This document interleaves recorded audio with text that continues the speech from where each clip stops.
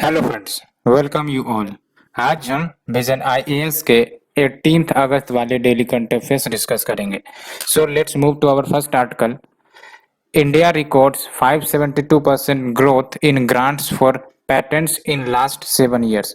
तो काफ़ी positive news है और पेटेंट्स आपका इम्पॉर्टेंट टॉपिक भी है मेंस सिलेबस में, उसके बारे में हमें जानना इम्पोर्टेंट होगा। तो बेसिकली अगर डिटेल्स की बात करें तो 2020-21 में अप्रोक्स 28,389 पेटेंट्स ग्रांट करी गई थी और आप देख सकते हो 2013 से 14 में ओनली 4,227 ग्रांट हुए थे। और इंडिया की रैंकिंग की बात करें ग्लोबल इनोवेशन इंडेक्स में, वो भी इम्प्रूव हुई। 2020 में ये रैंकिंग 48 नंबर पर थी और अगर हम 2015-16 में इंडिया की रैंक देखें तो वो 81st नंबर पे थी। इसका मतलब पिछले 5 साल में 33 नंबर का इजाफा हुआ है। क्या इंडिकेट कर रहा है कि जो पेटेंट कल्चर है इंडिया में वो ग्रो कर रही है। ठीक है, पेटेंट मतलब समझते हो ना कि कोई भी प्रोडक्ट मैन्युफैक्चर करी जाती है तो जो उसका मैन्युफैक्चरर होता है उसको पेटेंट करवाता है सो दैट उसका कॉपी न किया जाए किसी अन्य कंपनी, इंस्टीट्यूशन या इंडिविजुअल के द्वारा, सो दैट वो उनके रिसर्च और इनोवेशन प्रोटेक्टेड रहे, उन पर जो वो रॉयल्टी सेट करना चाहते हैं वो रॉयल्टी उनको मिले, तभी तो रिसर्च एंड इनोवेशन प्रमोट होगी। अदरवाइज अगर पेटेंट की पॉलिसी न रहे किसी देश में तो वहां पर रिसर्च एंड डेवलपमेंट, इनोवेशन वो सब प्रबल नहीं हो सकेंगे। इसीलिए किसी भी देश के रिसर्च एंड इनोवेशन को आंकना हो तो पेटेंट की क्या स्थिति है, कितने पेटेंट ग्रांट किए जाते हैं, कितने पेटेंट रजिस्टर होते हैं उस देश में, वो एक काफी इंपॉर्टेंट इंडिकेटर होता है। और उसके लिए वी यूजेज एन इंडेक्स जो आपका ग्लोबल इनोवेशन इंडेक्स है, और आप देख सकते हो इंडिया को काफी इम्प्रूवमेंट आई है यहाँ पर। और आई थिंक कि 2019 में इंडिया की रैंकिंग 52 नंबर पर थी और 2015-16 में आप देख सकते हो ये 81st नंबर पर थी और काफी बड़ा इजाफा इस डिटेल में हुआ है, रैंकिंग में हुआ है। आप प्रीलिम्स के लिए ये जरूर याद रखना, ग्लोबल इनोवेशन इंडेक्स कौन रिलीज करता है। ठीक है, ये जरूर याद रखना है आपको। आप कमेंट सेक्शन में बता सकते हो, काफी इंपॉर्टेंट है ये। ठीक है, सिर्फ आप ऑर्गेनाइजेशन का नाम याद रखना, ऐसा नहीं कि आपको सारे डिटेल याद रखने। दूसरा चीज आप याद रखना कि टॉप 50 में इंडिया शामिल है ना। 48 नंबर भी याद रख लो तो ठीक है। अब बात करते हैं रिसेंट मेजर्स क्या लिए गए हैं गवर्नमेंट के द्वारा टू इनकरेज इनोवेशन। तो वेरियस स्कीम्स चलाए गए होंगे, तो आप देख सकते हो 80% फी रिडक्शन कर दी गई है to all recognised educational institute, चाहे वो गवर्नमेंट हो, एडेड या फिर प्राइवेट इंस्टीट्यूट हो, जो भी पेटेंट्स के लिए अप्लाई करते हैं, चाहे वो इंडिया में या फिर अब्रॉड में। ठीक है, इससे पहले यानी कि ये चेंज करने से पहले ओनली रिकॉग्नाइज्ड एजुकेशनल इंस्टीट्यूशन के लिए ये सुविधा अवेलेबल थी which was owned by the government. तो एक इनिशिएटिव ये हुआ। दूसरा आप देख सकते हो टोटल फी, यानी कि पेटेंट करवाने के लिए, पेटेंट रजिस्टर करवाने के लिए फीस लगते, अब उस टोटल फीस में भी कमी करी गई है। क्या फीस हो जाते हैं, फाइलिंग करना हो, पब्लिकेशन करना हो, रिन्यूअल फीस, ये सब लगती हैं किसी भी इंस्टीट्यूट को। तो आप देख सकते हो कितना कम कर दिया गया है, 4.24 लाख से कम करके 84,900 कर दी गई है। Along with training and awareness 10 lakh students को दिए जा रहे हैं ड्यूरिंग द आजादी का अमृत महोत्सव, जो सेलिब्रेट करी जा रही है बिटवीन 15 अगस्त 2021 से 15 अगस्त 2022 तक। ठीक है, ये एक साल के बीच आपका ट्रेनिंग एंड अवेयरनेस प्रोग्राम चलाई जा रही है टू 10 लाख स्टूडेंट। कौन ये प्रोग्राम चलाएगा? Office of controller general of patents, design and trademark. ठीक है, और बात करें अदर इनिशिएटिव्स जो चलाए गए हैं, we have the simplified and streamline intellectual property process. इसके तहत जो रजिस्ट्रेशन प्रोसेस है उसको ईज किया गया है, डिजिटल मोड में रजिस्ट्रेशन होगा सो दैट फाइलिंग करने में आसानी हो, है ना। कोई दूसरे लोकेशन, फार फ्लंग एरिया से भी फाइल कर सके, है ना, एज वेल एज ऑब्टेन कर सके जो भी सर्विसेज है। Along with expedited examination system of patents and improved access and transparency for dissemination of information, है ना। तो जो भी इंफॉर्मेशन है उस में उसकी accessibility as well as transparency में इम्प्रूव करी गई है। कैसे? तो real time basis status of IP application monitor किए जा सकते हैं कि मैंने एप्लीकेशन फाइल करी, कहाँ गया, कितना दूर गया, कब बेसिकली रजिस्टर होगा। तो ये सब डिटेल्स रियल टाइम मॉनिटरिंग पर, जैसे आप स्पीड पोस्ट करते हो तो आप मॉनिटर करते हो इंटरनेट पर, उसी प्रकार से जब कोई फाइल करेगा एप्लीकेशन तो वो सब मॉनिटरिंग रियल टाइम बेसिस पर करी जा सकती है।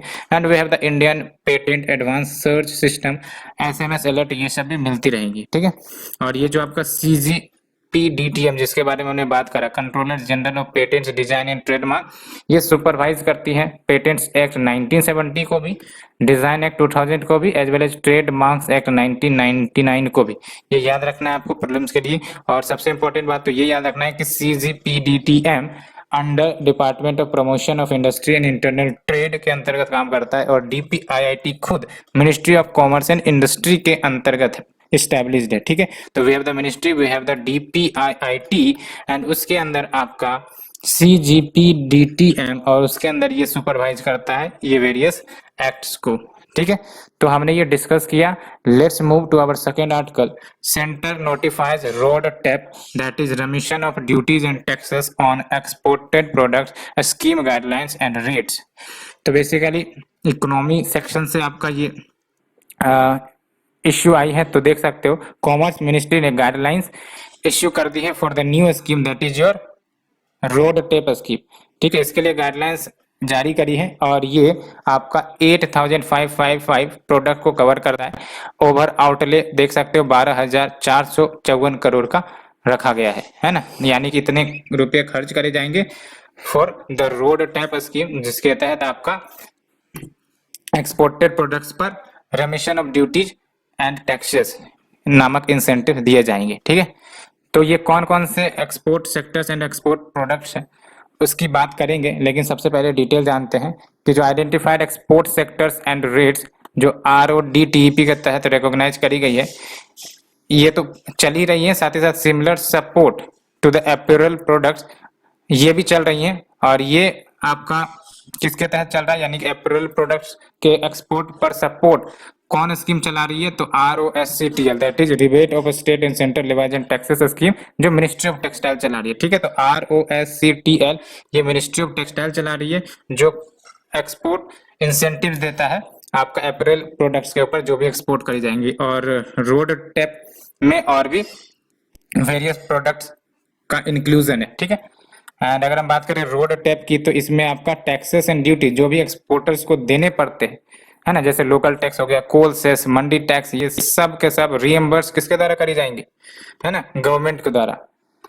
एंड इसके तहत जीरो रेटिंग ऑफ एक्सपोर्ट कर दिया जाएगा, that is taxes and duties ये सब आपका ना लगे एक्सपोर्टेड प्रोडक्ट्स के ऊपर, तभी तो प्रोडक्ट सस्ती होंगी एक्सपोर्ट मार्केट के लिए, और जो ग्लोबल मार्केट को वो कम्पीट कर पाएगा। अदरवाइज 50 प्रकार के टैक्स लगा दिए जाएंगे तो प्रोडक्ट्स ऑलरेडी महंगे हो जाएंगे, तो फिर ग्लोबल मार्केट को कम्पीट नहीं कर पाएगा। That's why government time to time export से रिलेटेड इंसेंटिव निकाल कर लाती है in the form of tariff reduction, ठीक है, as well as other facilities.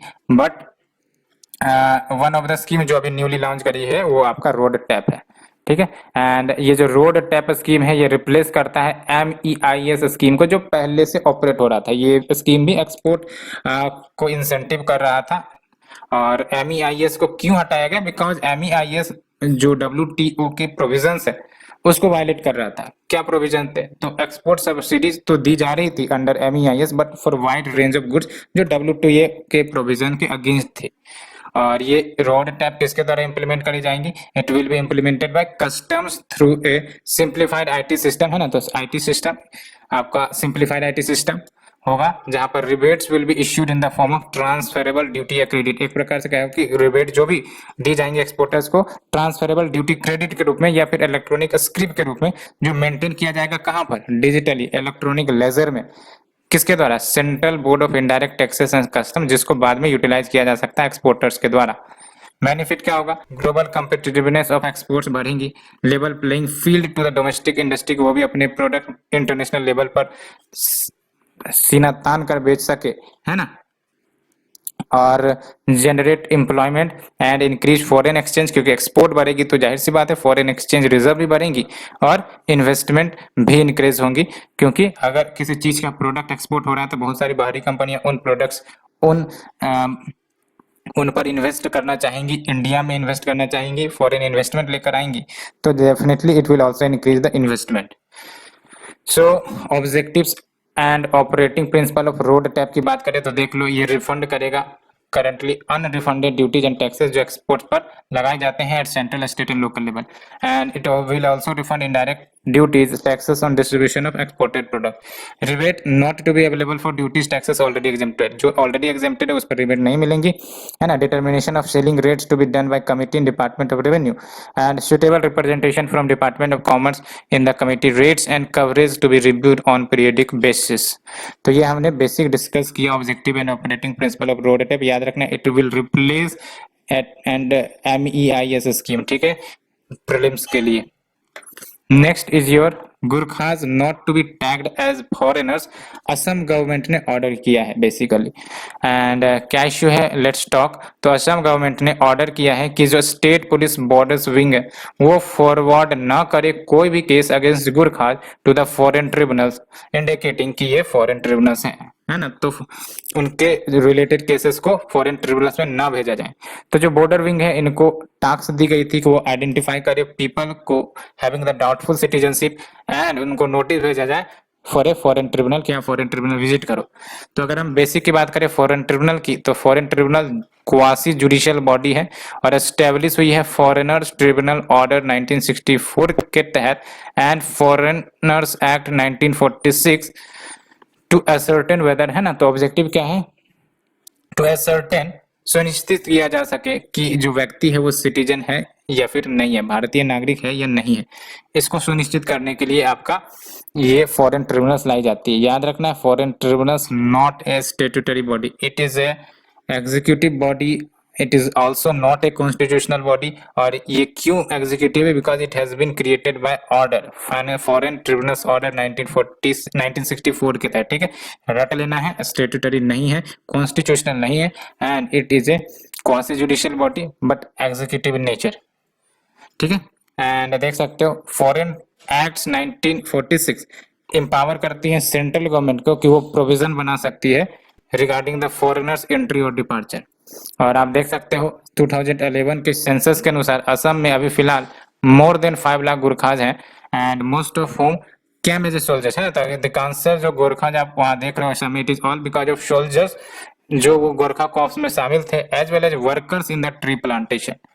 And 2018 में when the Assam national register of citizen that is NRC ये अपडेट करी गई थी, तो होम मिनिस्ट्री ने कम्युनिकेशन इश्यू करी थी जिसमें foreigners act and 1950 friendship treaty को संज्ञान में लेते हुए कहा असम गवर्नमेंट को कि जो गोरखा चाहे वो इंडियन हो एंड नेपाली सिटीजन हो who are living in India, उनको फॉरेन ट्रिब्यूनल्स जो असम में स्टेब्लिश किए गए हैं वहां रेफर नहीं किए जा सकते, ठीक है। Though Nepali citizen are not eligible for inclusion in NRC क्योंकि ये Nepali citizen but they are legal migrants and 1950 treaty protect them from referring to a foreign tribunal because they are legal migrants, है ना। एंड आपको ही पता है कि असम में refugee वाला इश्यू चलता है, तो असम में there was a refugee influx जब भारत का इंडिपेंडेंस हुआ था, और ये इन्फ्लक्स क्यों इतना होता रहा है, पोरस बॉर्डर के कारण with the neighbouring countries and the state, and Assam was the first national register of citizens 1951 में बना था जिसमें इंडियन सिटीजन्स के नेम मौजूद थे, ठीक है। And final updated NRC for Assam जो 31 अगस्त 2019 को पब्लिश हुई थी, इसमें 31 million names out of 33 million population आए हैं। तो आप देख सकते हो 31 million names out of 33 million population, यानी कि टोटल तो 33 मिलियन पॉपुलेशन रहे लेकिन 31 मिलियन नाम ही NRC में अपडेट हुए हैं, यानी कि अप्रोक्स 2 मिलियन कह सकते हो ये आपके NRC लिस्ट से बाहर है। तो सुप्रीम कोर्ट ने रूल किया है इससे पहले भी कि जो ऑर्डर है फॉरेन ट्रिब्यूनल का वो प्रिवेल करेंगी over the NRC order on citizenship and decline to create an appellate forum for appeal from the tribunal because उन्होंने कहा कि order of foreign tribunal will prevail over NRC order. So let's move to the next one. Online application to offer geospatial data freely to citizens and organisation in India, है ना। तो जो भी organisations हैं as well as citizens, उनको जियो special data freely accessible करवाई जाएंगी by the government. तो आप देख सकते हो इसके लिए ministry of science and technology ने 3 वेब पोर्टल्स लॉन्च करे हैं to offer the geospatial data. Geospatial मतलब अर्थ की जियोग्राफी, यानी कि इंडिया की जियोग्राफी से रिलेटेड जो भी डाटा हो वो प्रोवाइड करी जाएंगी, जो कलेक्ट करी जाती है survey of India and national atlas and thematic mapping organisation के द्वारा। तो या तो data free of cost provide करी जा सकती है, यानी कि बहुत सारे data free of cost, and कुछ डाटा आपको नॉमिनल कॉस्ट पर भी प्रोवाइड करी जाएंगी, और ये पहली बार होगा। और जो एप्लीकेशन लॉन्च करी गई है वो आप देख सकते हो, पहला है आपका सर्वे of India Jio special data dissemination portal, है ना। तो पहला पोर्टल आपका सर्वे of India Jio special data dissemination portal, और ये various downloadable formats 4000 map provide करता है, आपका national, state, district and tehsil level data को प्रोवाइड करेगा। दूसरा आपका SOI यानी कि सर्वे of India web geographic information system, Sarathi web geographic information system, और ये यूजर को मदद करेगा इन creating applications for geospatial data visualisation, manipulation and analysis without a lot of resources from their side. And जब हम बात करते हैं जियो स्पेशल इंफॉर्मेशन सिस्टम की, तो सिंपली कहो तो physical mapping of data within a visual representation. कहने का मतलब ये कि एग्जाम्पल भी लिया गया है, देख सकते हो, when a hurricane map is overlaid with another layer showing potential areas for lightning strikes, है ना। आप यूज करते हो कि बेसिकली अभी जो मानसून सीजन चल रहा है, तो गवर्नमेंट ऑफ इंडिया का ऐप भी है जिसमें आपको ये भी दिखाता है कि भारत में यहाँ यहाँ रेनफॉल होने वाले हैं, तो वही आपका जियो स्पेशल इंफॉर्मेशन सिस्टम है, ठीक है। Physical mapping of data within a visual representation, ठीक है। And next is your Manchitran enterprise geo portal of national atlas of thematic mapping organisation. ये थीमेटिक मैप अवेलेबल करवाएंगे, like cultural map of India, climatic map, economic map. Significance क्या होगा, तो ये data जब available कराई जाएंगी by the government to the citizens as well as organisation, तो इससे एम्प्लॉयमेंट जनरेट हो सकते हैं, इकोनॉमिक ग्रोथ एक्सेलरेट हो सकता है, एंड बिकॉज ट्रेमेंडस अपॉर्चुनिटीज हमारे कंट्री के स्टार्टअप्स के लिए, प्राइवेट सेक्टर के लिए खुल जाएंगी। Locally available and locally relevant maps and Jio special data, ये हेल्प भी करती हैं किसमें, in planning and management of resources में, क्योंकि डाटा अगर एक्यूरेट होगा तो कुछ भी प्लानिंग करना है, डिजास्टर रिलेटेड प्लानिंग करना है ना, रिसोर्स मैपिंग करनी है, तो और ज्यादा ये एक्यूरेट रिलायबल हो सकेंगी, ठीक है। तो it will improve planning and management of resources. And देख सकते हो जियो स्पेशल डाटा के यूजेस की बात करें तो it can be use to describe data about object, किसी भी ऑब्जेक्ट से रिलेटेड डाटा को डिस्क्राइब किया जा सकता है, इवेंट या फेनोमेना, और फेनोमेना कैन बी मैड या नेचुरल, जैसे बरसात हो गई, है ना, that have location on the surface of the earth.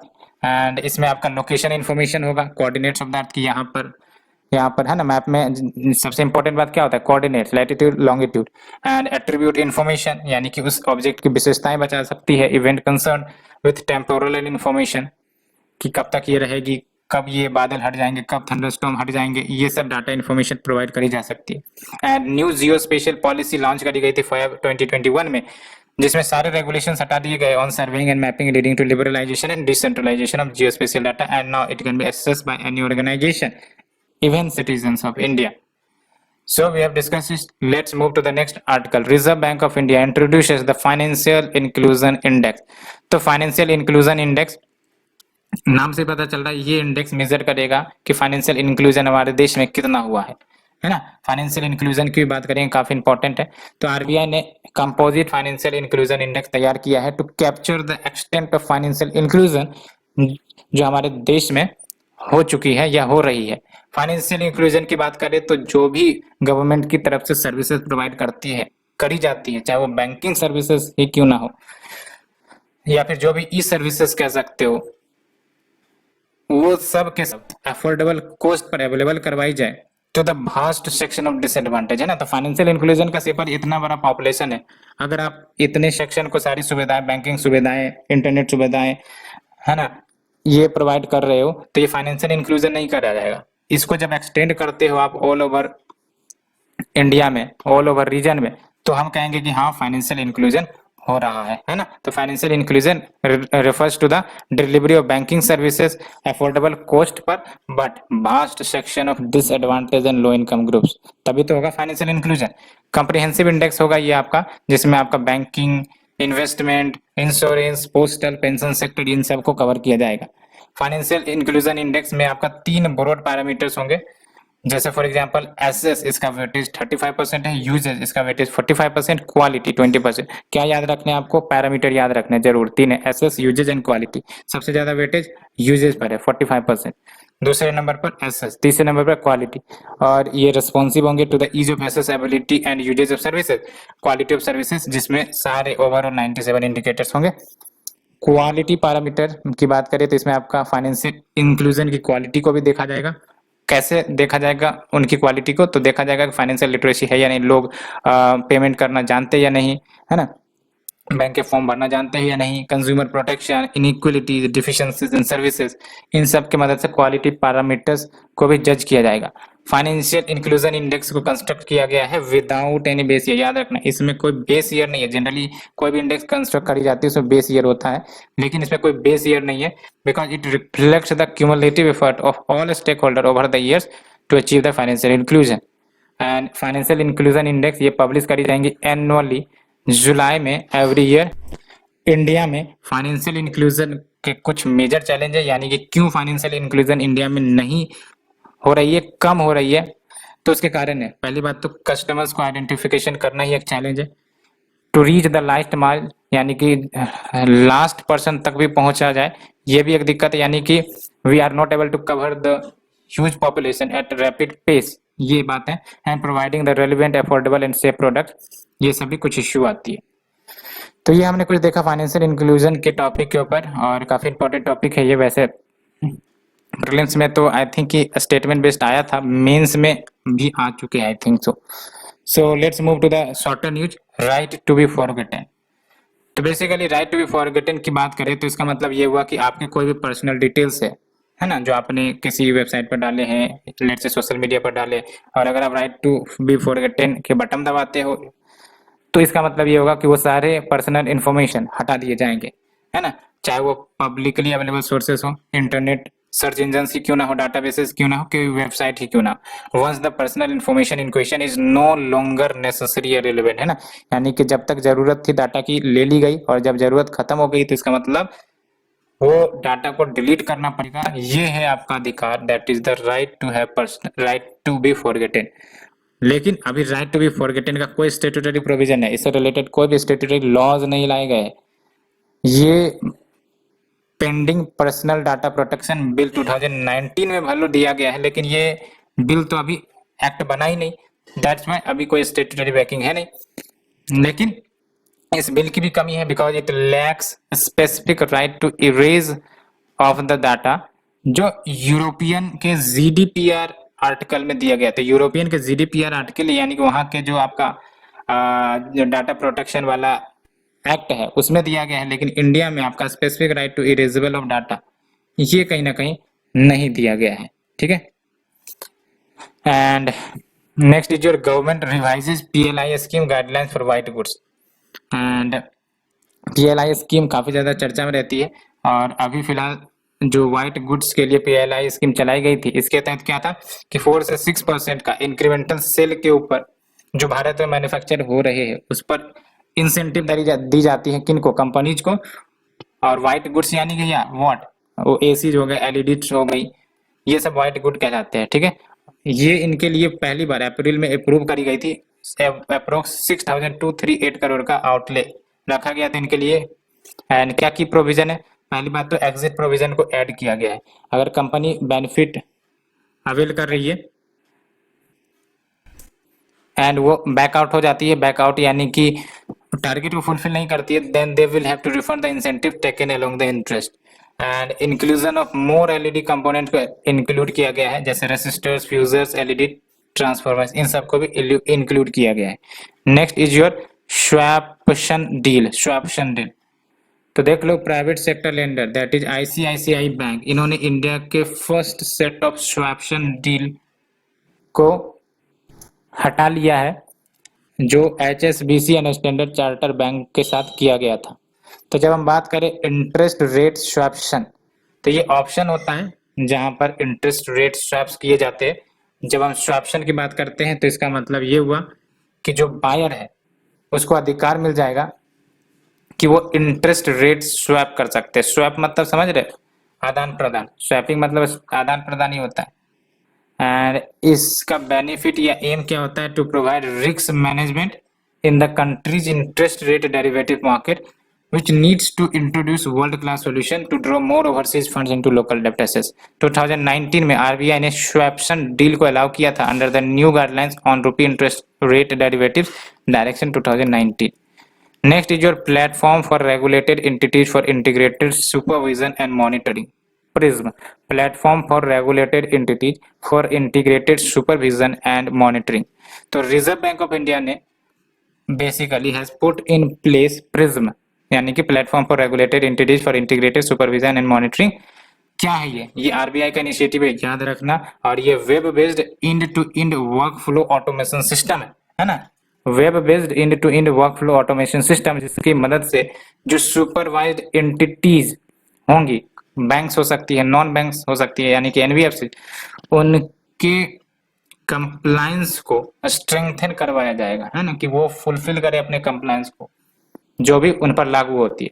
तो PRISM will have various functionality, inspection होगा, कंप्लायंस होगा, incident functionality for cyber security, complaints, returns functionality, ये सब कुछ सुविधाएं इस प्लेटफॉर्म पर होंगी with built in remediation workflows, time tracking होगा, notifications, alerts, management information system, reports and dashboards, ये सब होंगे।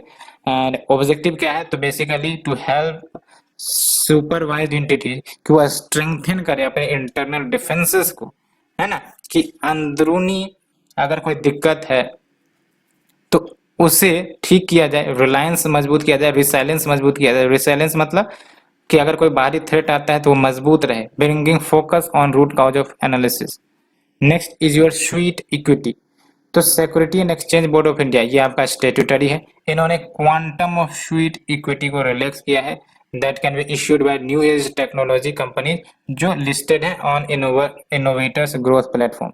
स्वीट इक्विटी की बात करें तो ये बेसिकली शेयर्स को कहा जाता है, इक्विटी मतलब शेयर्स ही होते हैं ना, तो sweet equity refers to the shares जो किसी कंपनी के द्वारा इश्यू करी जाती हैं टू इट्स एम्प्लॉयज, याद रखना, है ना, issued by company to its employees for non cash consideration. दो चीजें याद रखना, issued by company to its employees for non cash consideration. And basically ये sweat equity startups and promoters के द्वारा यूज किए जाते हैं सो दैट वो अपने कंपनी को फंड करवा सके। And by amending the issue of capital and disclosure requirement regulation 2019, SEBI ने IGP for listing of issuers इसे लॉन्च किया था, which are in intensive use of technology, IT, IPR, data analytics, biotechnology, so that to provide the product, services or business platform with substantial value addition. Next is your coastline erosion. तो basically national shoreline change assessment जो national centre for coastal research के द्वारा करी गई है from 1990 to 2018, कुछ important data निकल कर आ रहे हैं इस असेसमेंट से। 32% Indian coastline varying degree of erosion से प्रभावित है, यानी कि वहां पर कुछ ना कुछ इरोजन चल रहे हैं, चाहे वो लो हो, मॉडरेट हो, कहीं हाई भी हो रहे हैं। 27% वो एक्रेटिंग नेचर के एंड 41% स्टेबल स्टेट के। एंड कोस्टलाइन इरोजन की बात करें तो सबसे ज्यादा हाईएस्ट वेस्ट बंगाल में था 60%। उसके बाद आप देख सकते हो दूसरे नंबर पर पुडुचेरी 56%, केरला तीसरे नंबर पर 41%, while 51% of the Odisha coast expended, है ना, तो देख सकते हो ओडिशा कोस्ट में एक्सपेंशन आया है ना। उसके बाद आंध्र प्रदेश में एक्सपेंशन आया 48%, तो कहीं एक्सपेंशन आया, कहीं कंसोलिडेशन हुआ है ना। तो जहां पर कंसोलिडेशन हुआ है, इरोजन हुआ है, वो है वेस्ट बंगाल, पुडुचेरी, केरला, और जहां पर आपका एक्सपेंशन हुआ है वो आपका ओडिशा, आंध्र प्रदेश, ये कुछ एग्जांपल है। कोस्टल इरोजन की बात करें तो मतलब एक प्रकार से इरोजन ही है जिसमें आपका कोस्टल लैंड इरोड हो जाती है। कौन करता है इसे, तो सी वेव्स करती है, सी वाटर्स करती है। मेथड क्या यूज हो सकते हैं, corrosion, abrasion, hydraulic action and attrition. Next is your Jal Jeevan mission starts to monitor and measure the tap water supply. तो कहने का मतलब ये है कि जल जीवन मिशन अब monitor as well as measure भी करेंगे टैप वाटर सप्लाई को। तो जल जीवन मिशन अपनी कवरेज को एक्सपेंड कर रही है और फिर sensor based system to the 100 villages across the 9 states, है ना। तो ये जो आपका सेंसर बेस्ड सिस्टम कहाँ पर ऑपरेट होगा, 100 villages across the 9 states, and इसकी मदद से अंडरस्टैंड करी जाएंगी वाटर कंजम्पशन पैटर्न्स को, एज वेल एज जो प्राइसिंग स्ट्रेटजी है जो भविष्य में यूज किए जा सकते हैं उसको भी डिवाइस किया जाएगा based on the water consumption. And also as per the recent data available, जो जल जीवन मिशन के डैशबोर्ड पर अवेलेबल है, 4.73 करोड़ टैप वाटर कनेक्शंस जो प्रोवाइड करी गई हैं across the country since start of its mission 2019 में, उसमें से 1.46 करोड़ आपका बिहार में मौजूद है। तो आप देख सकते हो फ्रॉम 1.84% रूरल हाउस होल्ड से आपका 86.96% हाउस होल्ड के पास टैप वाटर कनेक्शन है। ये आपका बिहार की बात करी जा रही है। एंड जल जीवन मिशन इन्वेजाइजेस, क्या इसका ऑब्जेक्टिव है ये याद रखना है, 55 लीटर ऑफ वाटर पर person per day every rural house hold को प्रोवाइड करा जाए।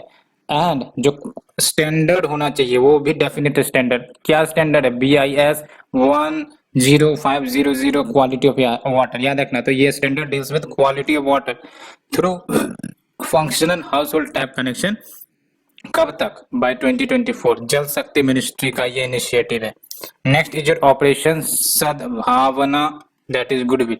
तो रिसेंटली इंडियन आर्मी ने डिसाइड किया है कि वो 110 स्टूडेंट्स यानी कि 110 स्टूडेंट्स को स्पॉन्सर करेगी from Jammu and Kashmir and Ladakh to its residential school and higher educational institution as a part of operational सद्भावना।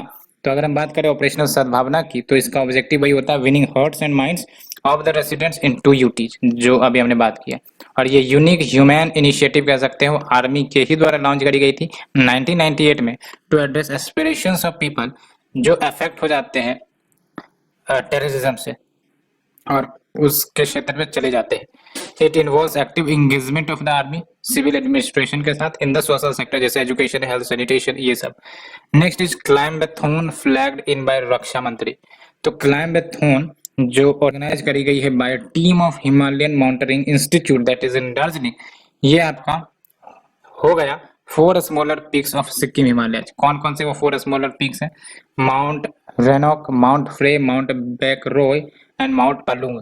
और नेशनल फ्लैग होस्ट करी गई at the top of Mount Rhenock and the point where it was hosted has been named after the first freedom fighter from Sikkim, that is Trilochan Pokhrel. ठीक है, तो ये हमने discuss किया आज का article. Hope it has been covered comprehensively and thank you friend, thank you very much.